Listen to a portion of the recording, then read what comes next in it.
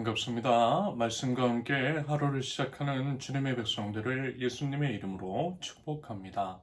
2025년 10월 6일 월요일 오늘 주신 말씀은 역대하 18장 28절에서 19장 11절까지입니다. 이스라엘의 아합 왕과 유다의 여호사밧 왕은 시리아와 싸우려고 길르앗의 라못으로 올라갔다. 이스라엘의 아합 왕이 여호사밧에게 말하였다. 나는 변장을 하고 싸움터로 들어갈 터이니 임금님께서는 왕복을 그대로 입고 나가십시오. 그런 다음에 이스라엘 왕은 변장을 하였고 그들은 싸움터로 들어갔다.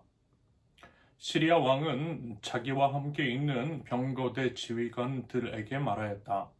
기관들은 작은 자나 큰 자를 상대하여 싸우지 말고 오직 이스라엘 왕만 공격하시오. 병거대 지휘관들이 여호사밧을 보고 저자가 이스라엘 왕이다 하며 그와 싸우려고 달려들었다.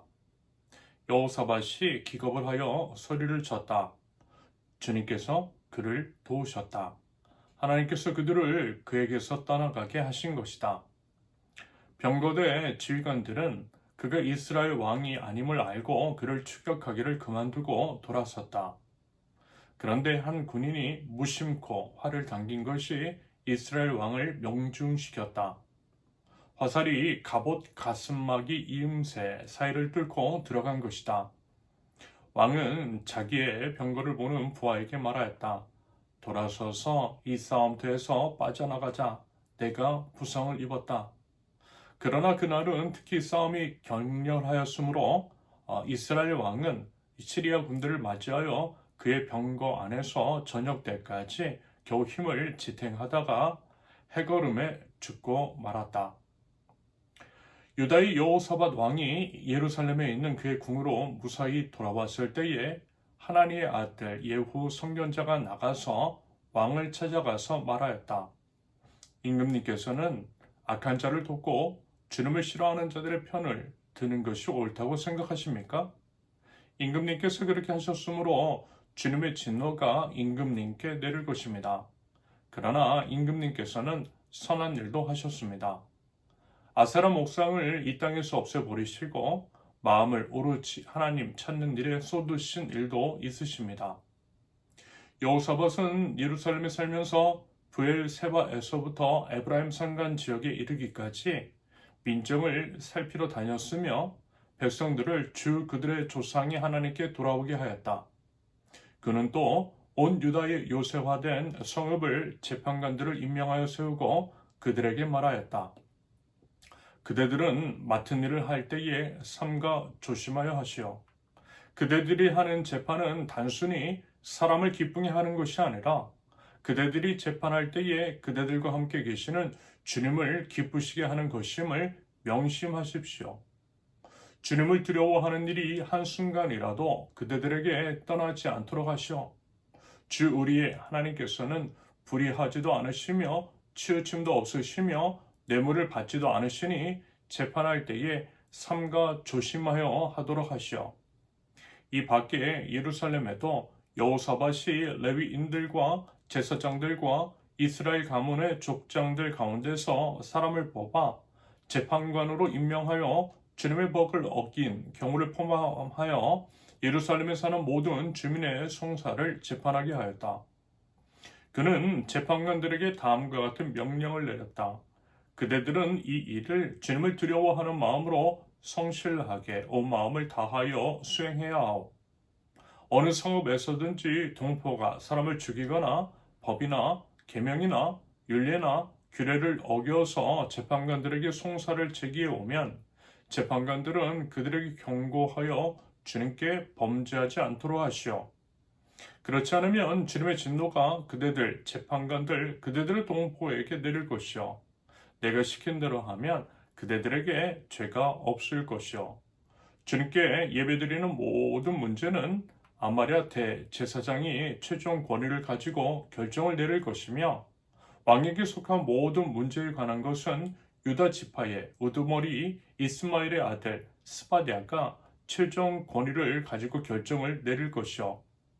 레위 사람들은 법정에서 결정된 사항들이 실행되는 것을 감독하는 관리의 책임을 질 것이요. 용기를 내어 이 모든 지시를 잘 실행하시오.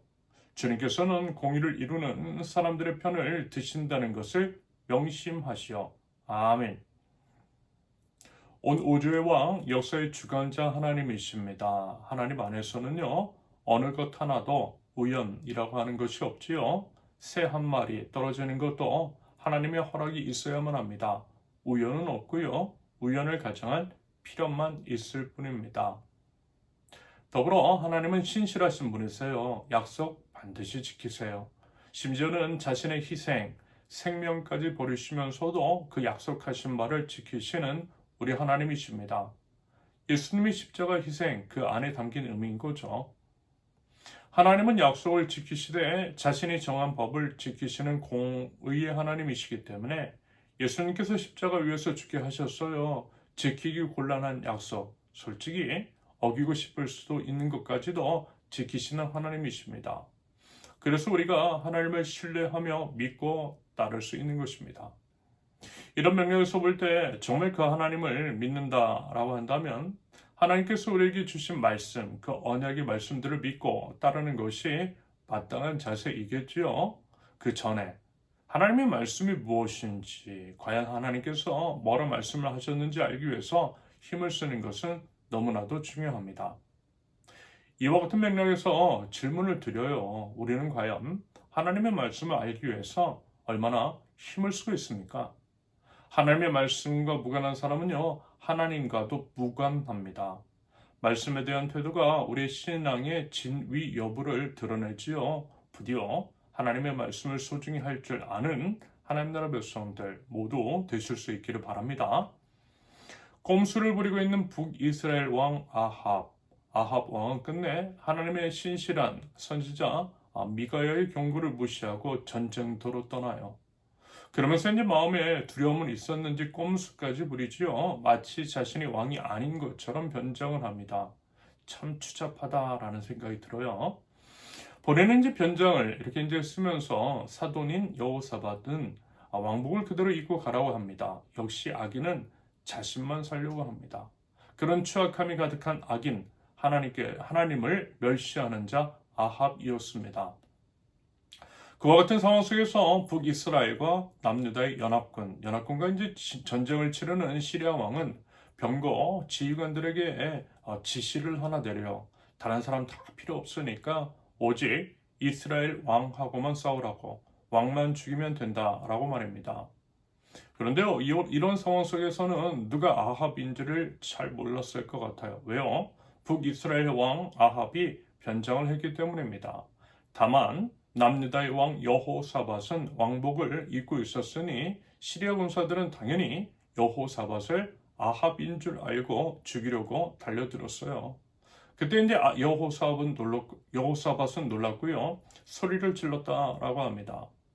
이 상황에 대해서는 자세하게 정확하게 나와 있지 않아서 잘 모르겠지만 성경에는요, 주님께서 그를 도우셨다라고 하는 표현이 나와요. 아무래도 이제 시리아 군사들이 원래 죽이려 했던 북이스라엘 왕 아합이 아닌 것을 알았다라고 하는 표현으로 보아 호들갑 떠는 그 모습을 통해 분별케 하셨던 것입니다. 말하자면 이것이 하나님의 은혜인 거죠. 죽이고 나서가 아니라 죽이기 전에 식별될 수 있었던 것이 말입니다. 이유와 어찌됐든 여호사밧은 가까스로 목숨을 건져요. 역시 하나님의 선택하심은 포기가 없으시고 하나님의 백성은 끝내 지켜주시는 것 같다라는 생각이 듭니다. 비록 여호사밧이 아합과 사돈 관계를 맺은 것은 잘못이었지만 그렇다고 해서 여호사밧을 완전히 버리신 것은 아니었다라는 것입니다. 한편 이런 일이 벌어졌다라고 성경은 기록해요. 18장 33절을 다시 보면 그런데 한 군인이 무심코 활을 당긴 것이 이스라엘 왕을 명중시켰다. 화살이 갑옷 가슴막이 이음새 사이를 뚫고 들어간 것이다. 왕은 자기 병거를 보는 부하에게 말하였다. 돌아서서 이 싸움터에서 빠져나가자. 내가 부상을 입었다. 여러분, 누구인지도 모르는 한 사람입니다. 조준해서 쏜 것도 아니었던 것 같아요. 그냥 무심코 활을 당긴 거예요. 그런데 그것이 어떻다고요? 갑옷의 이음막, 즉 천의 끝과 끝을 봉합하는 것. 다시 말해서 가장 약한 부위에 맞고 그 화살이 파고 들어가서 아합에게 치명상을 입혔던 거예요. 그래서 아합이 죽은 거예요.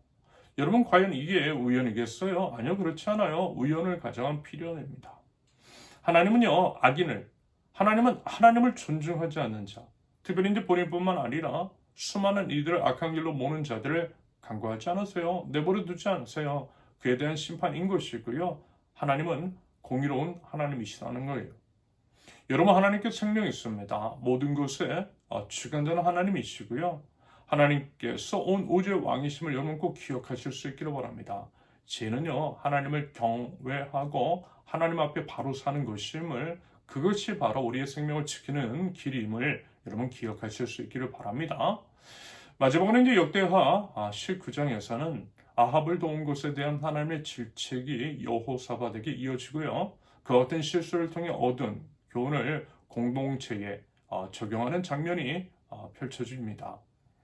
여호사밧이 나라를 개혁했다라는 것이고요. 그리고 이제 그의 개혁은 다른 것이 아니었어요. 백성들을 말씀으로 가르치고 말씀대로 힘써 행하도록 하는 것, 하나님을 경외하도록 인도하는 것, 바로 그것이었어요. 역사의 주관자, 생명의 근원이신 하나님께로 인도하는 것, 그것이 여호사밧 왕이 실시한 개혁의 본질이었습니다. 그래서요, 여호사밧은 결국 선한 왕으로 남을 수 있었던 것이겠죠. 그러면서 이제 본인뿐만이 아니라 주변의 이웃들을 생명의 길, 하나님께로 인도했던 여호사밧입니다. 그의 삶을 통해서 우리는 세상 속 리더로 파송된 우리가 과연 어떠한 삶을 살아야 할 것인지에 대해서 되돌아볼 수 있을 것 같아요. 여러분, 다시 한번 반복해서 말씀을 드리지만 생명, 하나님께 있어요. 악인의 길에서 벗어나 우리 거룩을 지키며 하나님의 말씀을 듣고 그 말씀대로 행할 때에 하나님께서 우리의 생명을 지켜주시는 줄로 믿습니다. 부디 그 믿음 가지고 하나님 앞으로 나아가 하나님 나라 백성다운 삶을 살아갈 줄 아는 저와 여러분들 모두 되실 수 있기를 예수님의 이름으로 축원합니다. 함께 기도합니다. 신실하신 하나님, 공의와 정의의 하나님을 찬양합니다. 하나님께서는 하나님께 모든 것들을 맡긴 자, 하나님의 말씀을 지키는 하나님 나라 백성들을 책임져 주시는 줄로 믿습니다. 가장 선한 길로 인도하시는 선한 목자이신 줄로 믿습니다. 하나님께 모든 것들을 맡기되 주님께서 주신 생명의 말씀을 따라 성실하게 행할 줄 아는 믿음과 용기를 허락하여 주시옵소서. 생명 주님께 있습니다. 하나님을 경외하고 하나님의 말씀을 따라 사는 것이 생명이고 복이요 은혜인 줄로 믿고 그 말씀을, 하나님의 말씀을 저희 안에 충만케 하시며 그 말씀대로 행할 수 있는 믿음과 용기를 허락하여 주시옵소서. 예수님의 이름으로 기도합니다. 아멘.